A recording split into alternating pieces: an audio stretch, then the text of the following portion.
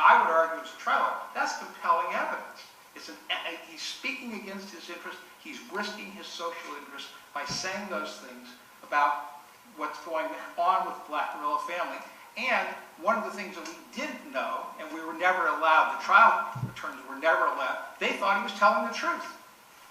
And we never knew that they had formed whatever the basis of their opinion that he was telling the truth, because that part was redacted from the statement. So we had no way of knowing, well, gee, and they talked to him, they'd come to the conclusion. Had I, as a trial lawyer, known that, I would have called up Ms. Ballator and said, and I couldn't because I didn't know, and she wouldn't have answered if I had, why do you think he's credible? What is it about what he just said to you that makes you think he's credible? So I would agree that at least we could have then investigated, found out, see what he knew, but we were denied that portion of the report. I think you're aware there's another one that's before you now that was recently discovered. I don't want to talk about it, but I think it will come up, and I think it's very relevant. So there are things in why I say to you, Your Honor, in your question to me, is, what does it really matter? It's late. It's a year later. Why does that have credibility? You start, a trial is like building a house. You build a foundation. You build little pieces here and there. And that's how you build a case. So no one of them, you say, well, geez, that's late. And then you say another one, well, how do we know he's not lying now? But when you start to put all those pieces together, you have Mr. Willis testifying at the preliminary, identifying someone that doesn't look like Mr. Masters. You have Mr. Richardson admitting who fits the description, admitting he was involved in the Birchfield murder. He leaves out Masters. So my view of it is, when you look at all those things, I think you can come to the conclusion that this deserves another look. This deserves another look. And then, when you have accomplice testimony, if these people and somehow BGF part of this overall conspiracy, the other thing that you have is that Bobby Evans, who was the alleged BGF expert and was also found to be an inveterate liar by the, and again, I go back and sure, how do we know whether he's lying then or how he's lying now? Obviously, the jury placed some, had some reason to believe that he was somebody who should be listened to, because right before the verdict came in, they asked for a readback of his testimony. And it was shortly after that the verdict came in against Mr. Masters.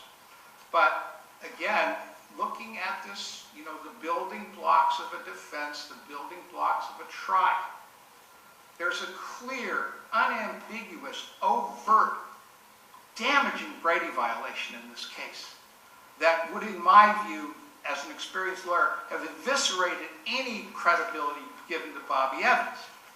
Because first of all, it's not disclosed that he has been working with a case agent who we believe under the Barnett case, which I spoke about during my closing argument, that Brady evidence was imputed to the prosecution. Mr. Hahn was part of the investigating agency.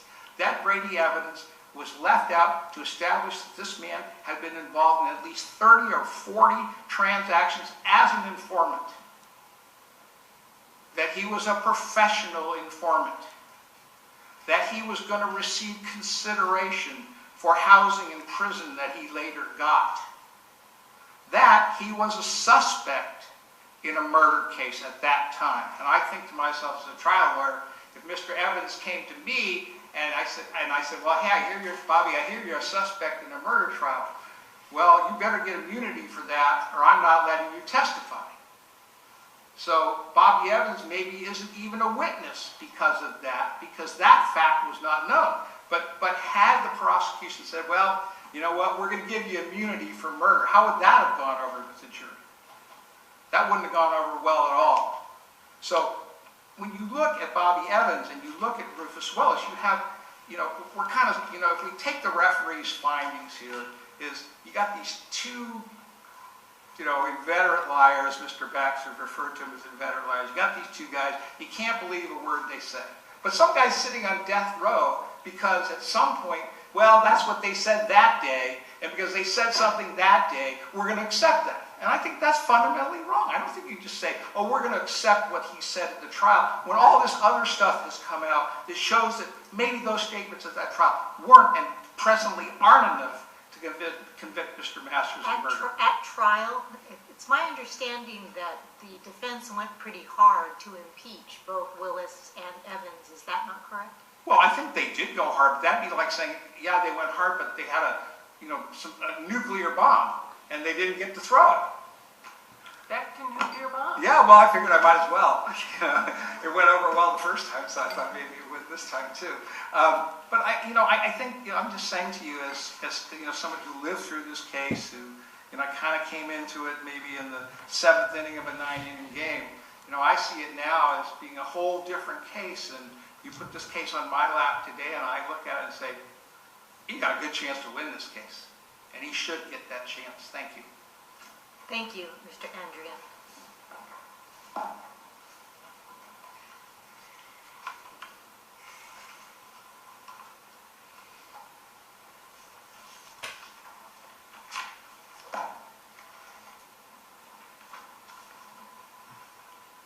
Short. Sorry. May it please the court.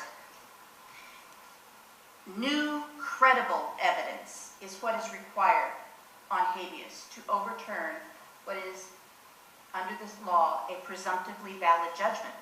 And what we have in this case, the referee found time after time after time that the evidence presented by petitioner at the habeas hearing was simply not credible. This is not a new trial where we're starting over and we're presenting evidence. This is an attack on a presumptively valid judgment, and there's a requirement that that attack consist of credible evidence. Talking about Harold Richardson, which has been a big part of petitioner's case. He argued it on appeal, but he should have been able to make more of it on the direct appeal at trial. Here, he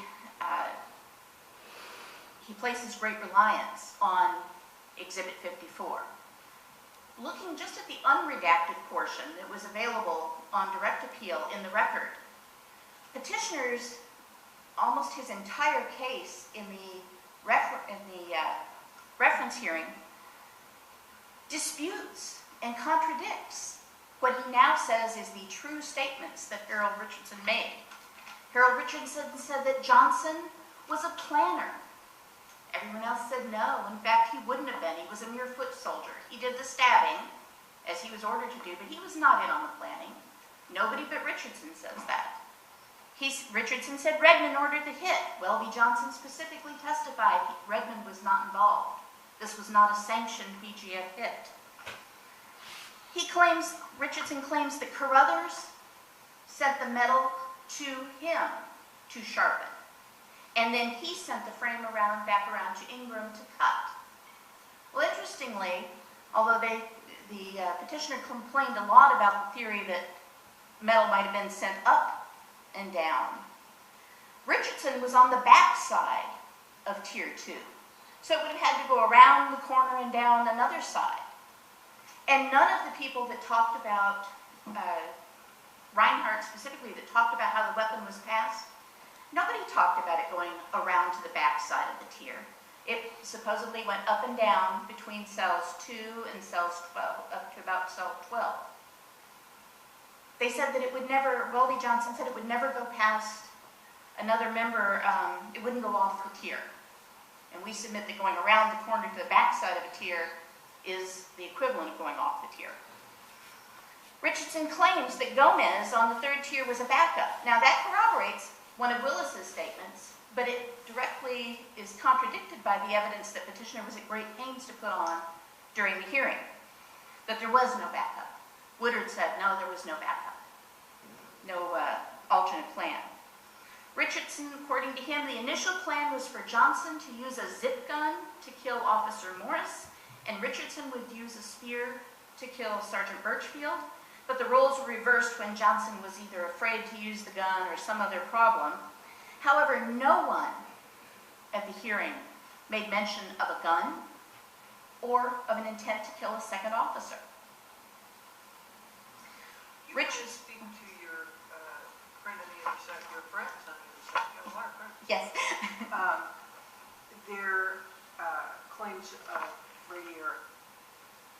Brady violations and what we should make of all that. Yes, Your Honor.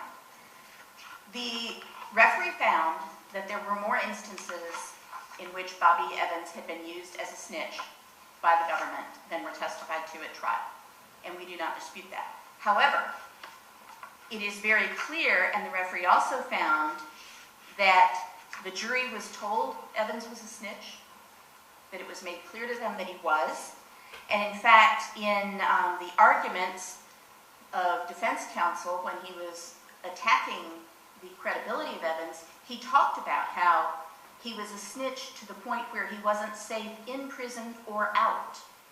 And we submit that with the snitch evidence, in addition to the other evidence that was presented against Bobby Evans challenging his credibility, that however many more instances there may or may not have been would not have made a difference. So the jury was aware that he was a multiple snitch? Yes, Your Honor. Not just a snitch in this case. That's correct, Your Honor, that he was a multiple snitch. The jury was aware that he'd been convicted of 5 felonies, burglaries, attempted robbery, that he admitted he was awaiting sentence on an attempted robbery, that he had participated in BGF activities over the years, including stabbing people. For one period of time he was asked about, he said he'd stabbed probably at least 10 people, that he had robbed banks. On another period, he admitted in front of the jury to stabbing between 5 and 6 people. In yet another period of time, when he was asked about different periods of incarcerations and freedom, he talked about stabbing and shooting people. He admitted that he had given information about others. One person was selling drugs for him, the person that he turned in. He admitted that he wanted to be paroled out of state, that he'd been in prison for burglary, that he had continued extorting money and selling drugs, that he had a prior violation for a felon in possession of 2 .45 caliber Uzi handguns and drug paraphernalia, and at least 1 murder.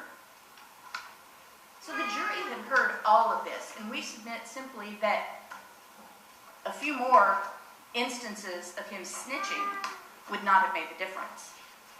Similarly, the Beasley Sr. murder out of San Francisco, the referee found that the state or the prosecutors did not know of the information, or there was no reason to believe that they knew,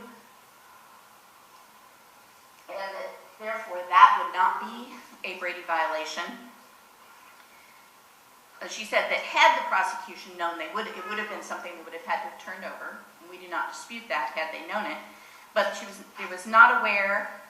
they were not aware of it. And even if they had known and disclosed it, that being one of several suspects in a murder would have had minor impact, again, against that long laundry list of offenses and ongoing activities. The theory that petitioner argues on that is that Hahn promised Evans he would make that murder go away.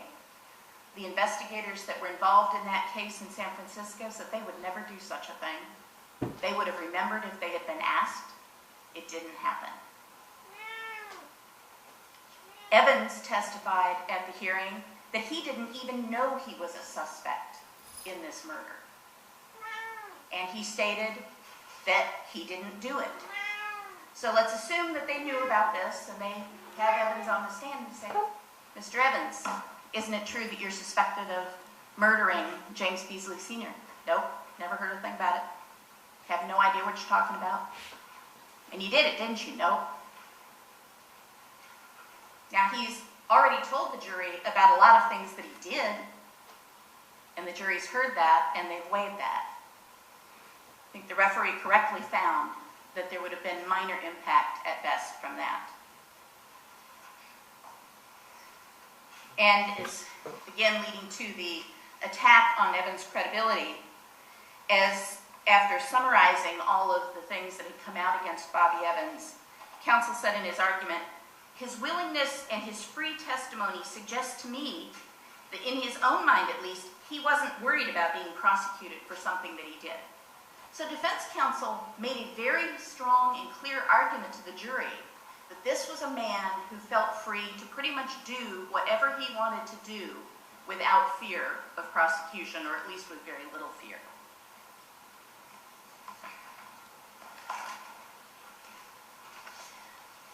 With regard to Willis, the referee found that there was no basis to the claim that he was coerced by the investigators. She found the investigators credible, and they said, we didn't coerce him. She found that. That doesn't impact this. She did not find, or she found that he was not coerced in his trial testimony, that he gave the testimony he intended to give. The referee stated the jury saw Willis testify. They knew of his murder conviction. They knew he was given immunity. They heard about his disappointment in not being released from prison in exchange for giving state's evidence. The jury was in the very best position to evaluate him as a witness. There is no good reason to credit Willis's subsequent recantation. And she found specifically that there was no evidence of undisclosed promises or threats to Rufus Willis. Now, with regard to the kites and Dr. Leonard, the referee found that he was convincing. The referee did not find that he satisfied the Kelly-Frye test. What the referee said was she did not feel that Kelly-Frye applied in this case. She felt that his testimony was more like a Strickland expert, giving an opinion on whether or not a lawyer acted reasonably in a case. The other problem I think we have is Dr. Leonard himself, when asked, what degree of certainty can you attach to your opinion, said, no scientific certainty, no certainty of any sort. There was no degree of certainty that he was willing to give to the court as to whether or not his testimony was right or wrong, whether his opinion was right or wrong.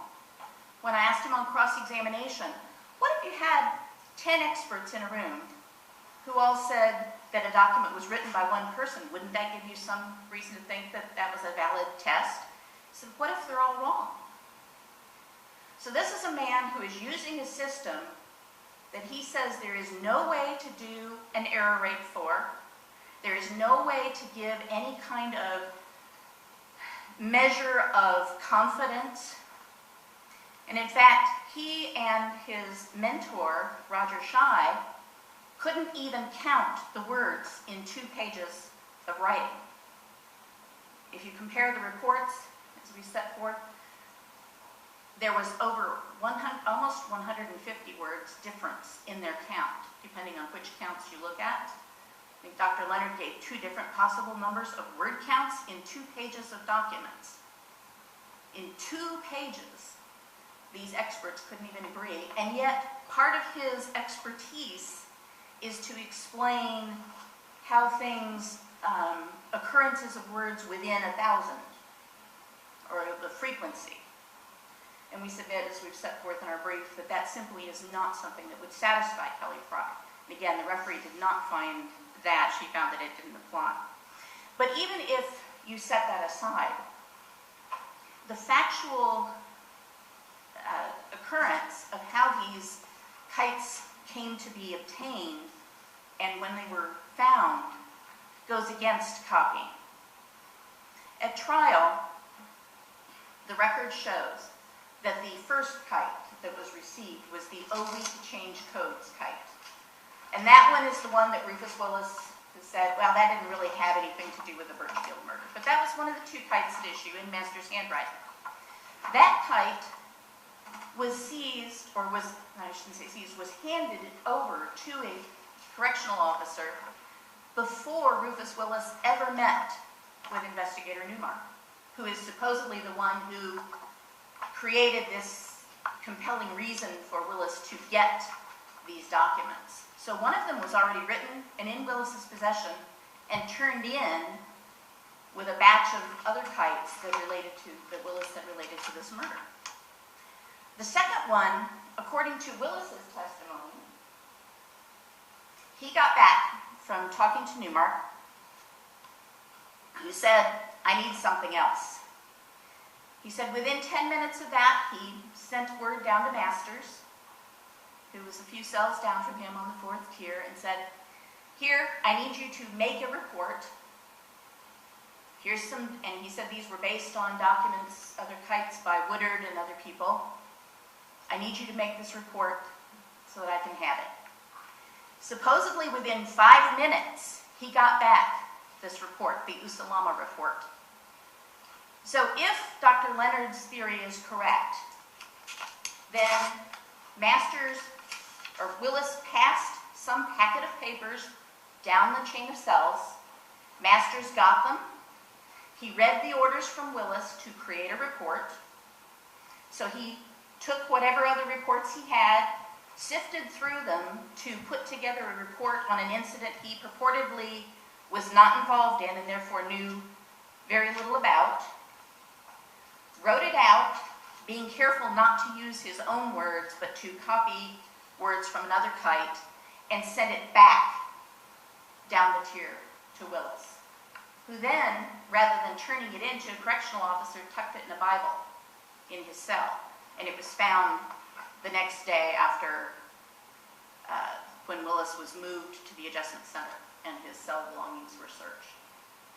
And we submit that the only reasonable explanation for that time frame is if Masters, as the Usalama, the security chief, had a report, which he would have written as a part of his duties, and when he got a note from Willis saying, I need that report, he pulled it from whatever they called a floor safe or his mattress or wherever he hid such things, and passed it back. That could happen within 5 minutes. Dr. Leonard's report does not account for the time frame.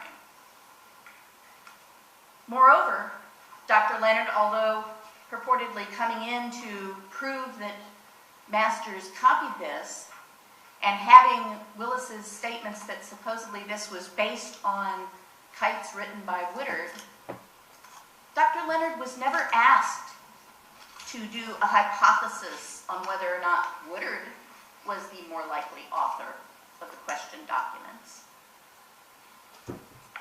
Petitioner didn't want that done, or for some reason chose not to. So again, what this comes back to is the requirement that the petitioner come forward with new, credible evidence, and they simply did not do so. To the extent that the referee has concerns over the credibility at trial, as this court held in Roberts, unless we know that the trial testimony was the lie, it's not something that we would overturn the verdict for. And as the referee observed in her conclusion to her report, the witnesses are all men with prison records who belong to the same prison gang as petitioner. The jury had an extensive opportunity to hear and evaluate the witnesses' testimony at the time when the events were far fresher in the minds of the witnesses. The jurors had the opportunity of hearing the evidence in context with all of the other evidence submitted during the many months of trial. And because of that, and because petitioner's evidence presented at this hearing was not credible, we would ask that the court deny the petition. Thank you, Ms. Lester.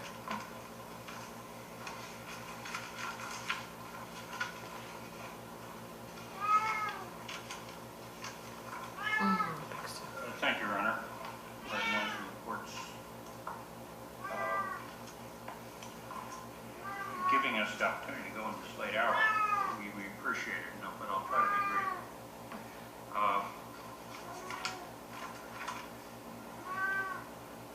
The writ of habeas corpus, even California cases, refer to it as the Great Writ. Habeas. But there's, and there's the incredible vanishing writ, and I think I've just heard it.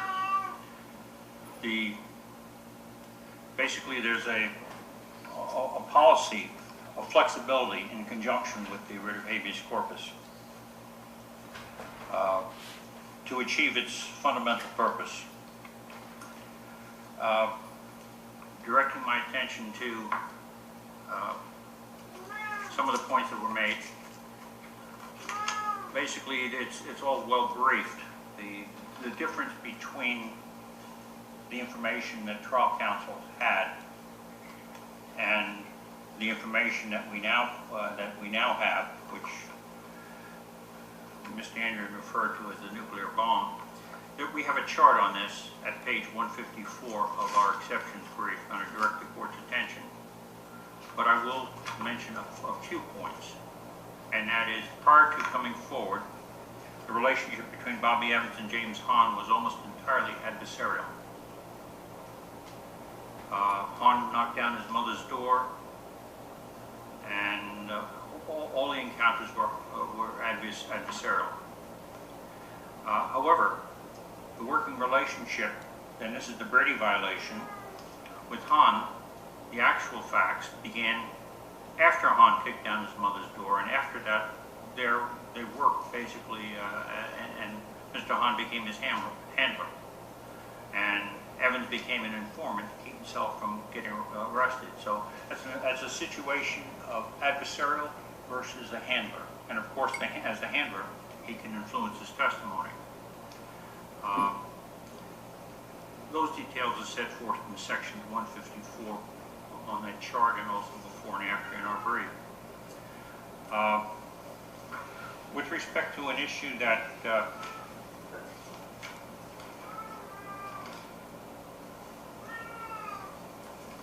which I feel is important, a question from Justice Liu, that Leonard didn't falsify the notion that Masters was cooperating or somehow implicated in the web of relationship, and that there's no suggestion that Willis testified falsely to the extent that he said that he asked Masters to write the notes, and that it doesn't penetrate the actual context.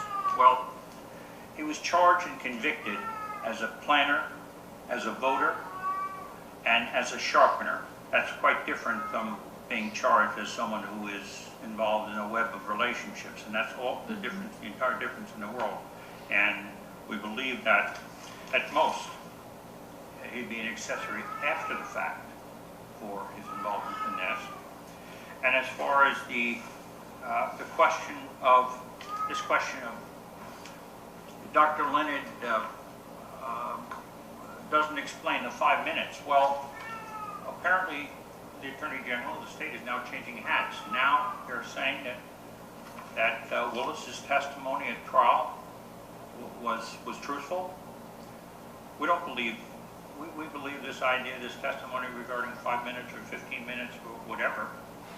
We associate no truth to that claim, but we do associate truth to the fact that Masters did not author the kites, and this idea that suddenly he had this kite ready to go in his floor safe.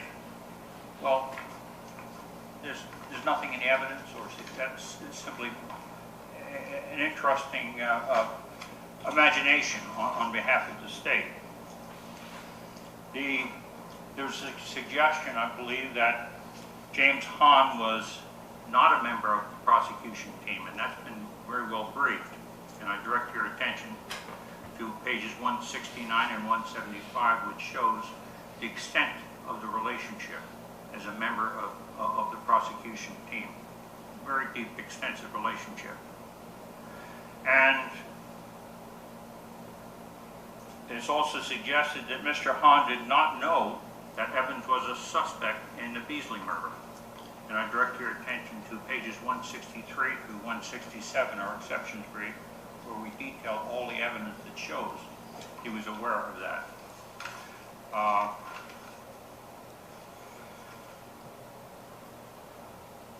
Now, with respect to, there was a lot of time spent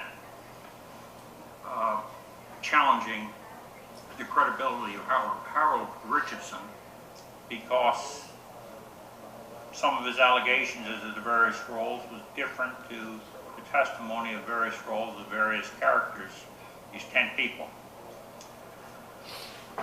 I would want the court to realize that